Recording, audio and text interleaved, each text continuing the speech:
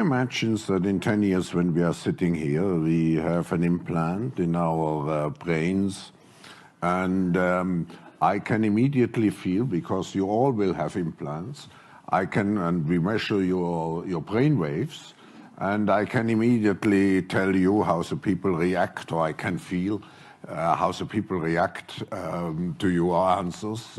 Is it imaginable?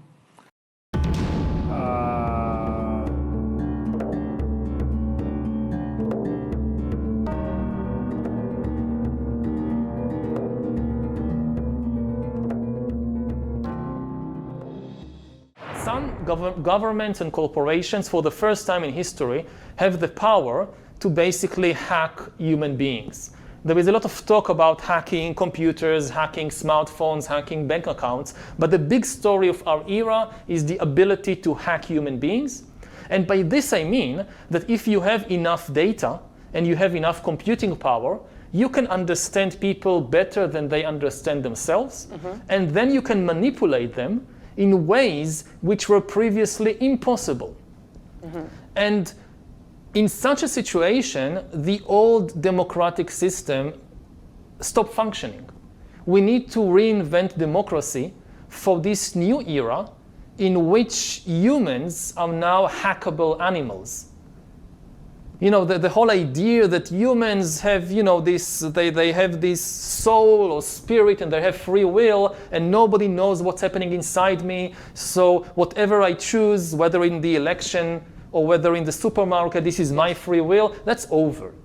We need to come to terms with the fact that, you know, but again, this is where philosophy meets computer science and biology. So we may be facing in the 21st century a completely new kind of inequality, which we have never seen before in human history.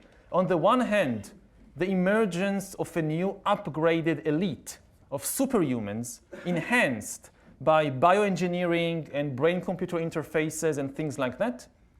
And on the other hand, a new massive useless class, a class that has no military or economic usefulness, and therefore also no political power.